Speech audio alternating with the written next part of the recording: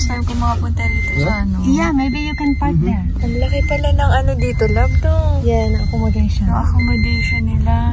Tutor ko kayo, guys. Ano to? Accommodation na. Ayan, guys. Ang laki naman ng ano. Ang ganda, guys, ng ano. First time ko ditong makarating. Ayan si Lavi. Lavi, magpapasweldo siya. So, ito yung accommodation ng Mardom, no? Sa, ano siya, wood factory.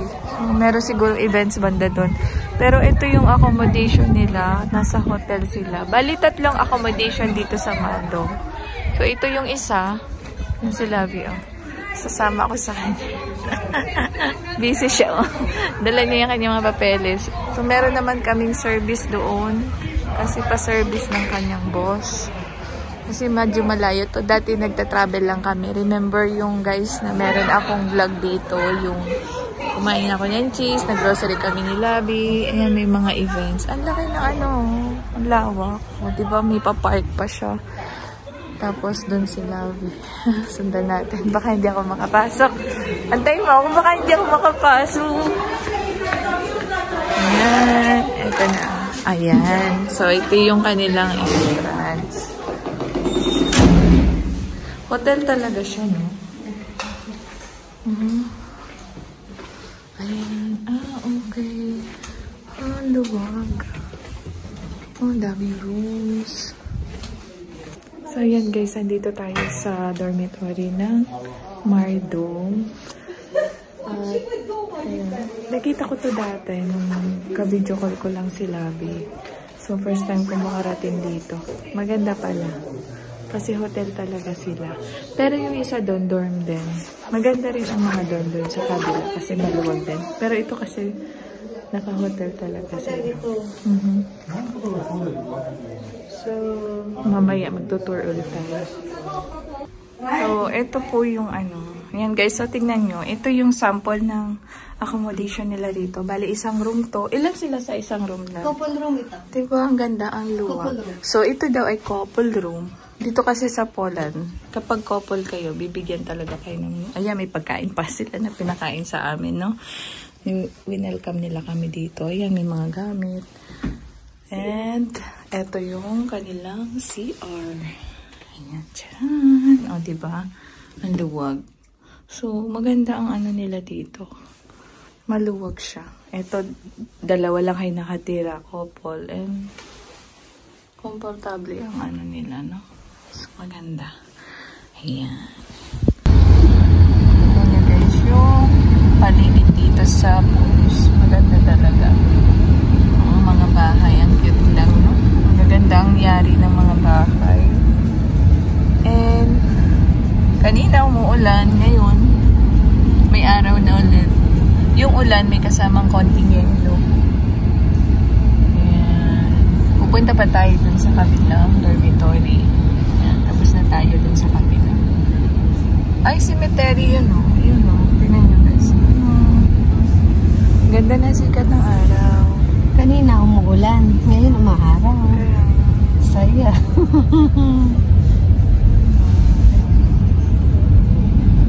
Ayan, dito tayo sa may ano, birthday. May birthday po. Birthday celebrant. Ating kaibigan na si Erin. Hi, ate. Hello po. Yes, hello vlog. Hello po, ito po sila. Ito ang ating mga kababayan dito sa Putos, sa Mardom Company. Ayan. May ganap. 18th birthday ka mo. 18th birthday.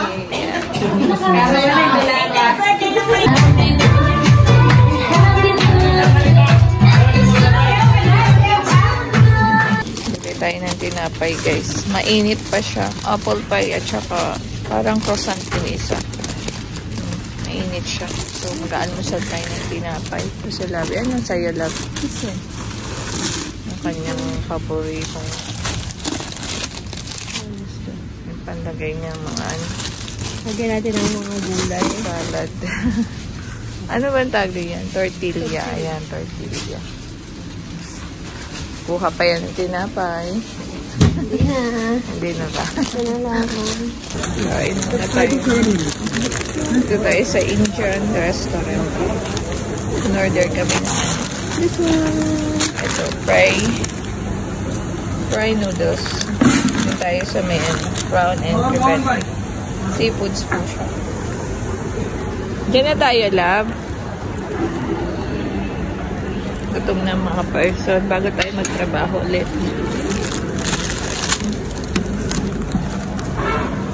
Good morning, guys. Andito kami sa Terasi. So, pagkatapos namin kahapon bumiyahe sa Putos, nagplakda na kami. Bagsak na yung katawan namin, so natulog na kami kagabi, guys. And gumising kami ngayon. Magte-10 na kami nakagising na lang. Nag-ayos lang kami, tapos bumili ng ng tinapay dito sa Terasi. Tapos mag-aalmusal lang kami.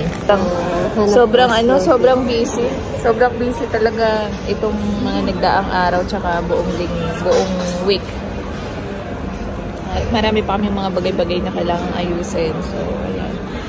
At yun nga, ang aking vlog ay paputol-putol lang, guys. Pagpasensyahan nyo na muna. Kasi hindi pa yari yung cellphone ko. Tuwan-tuwa yung nasa likod lang.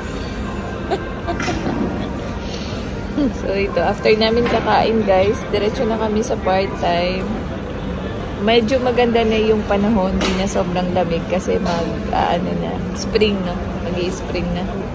Yun, tas summer na. Yan, magagala-gala ulit tayo. Pag summer na.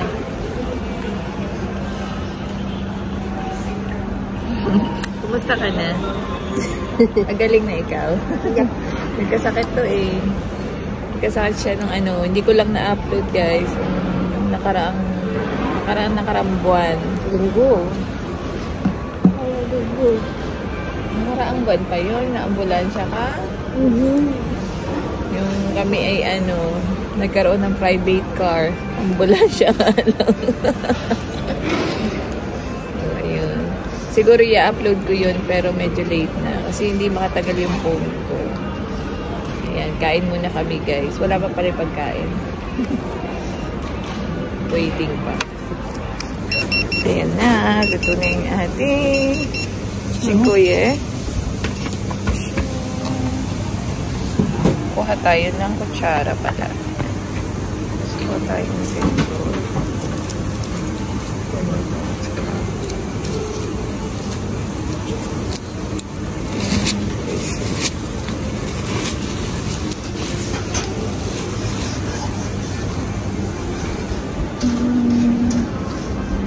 Parang mukhang masarap.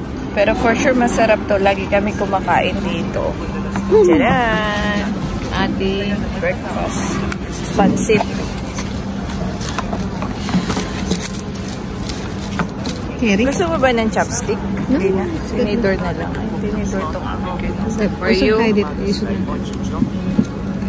Para sa akin. Gusto mo chara? Let's see. Matagal na nagtitayang bubble dahil sa haba ng pila sa Ayan, meron siyang hipon na maliliit. habang pinapanood nila ang mga lumang Di ba Kain mo tayo, to? guys. malulak-lak Ay, may... Kain na, guys.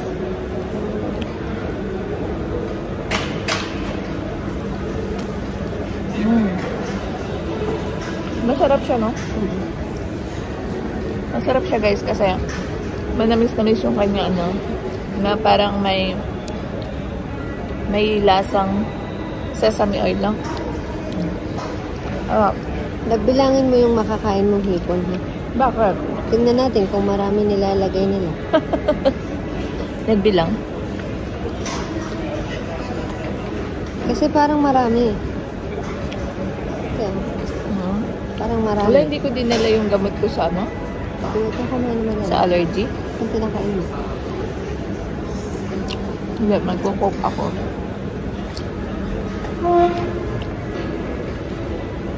Minsan kasi guys, sinusumpong ako ng allergy ko. Hindi ko nga naintindihan eh. May time naman na kakain ako, okay naman.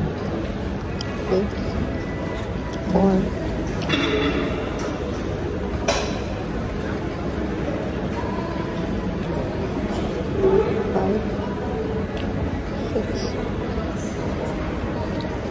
7. 8.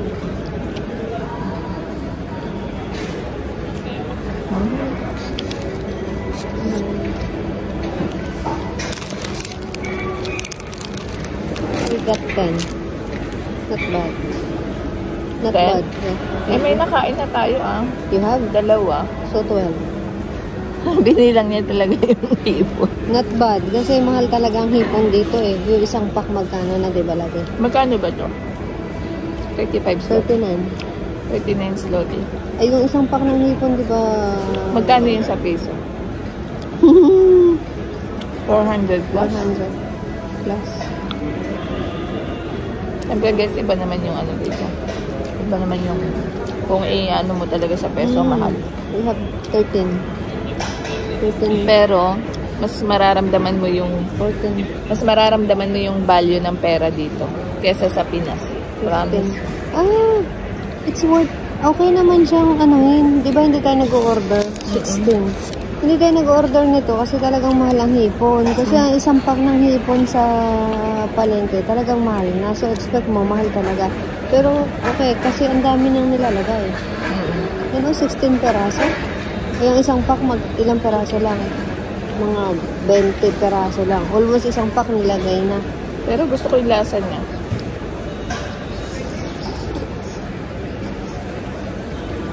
Ano, sombrero ka? Ang buhok ko parang chicken. Ayaw niyang pakita yung sombrero. Ay, yung buhok niyang ano. Parang chicken. Parang chicken.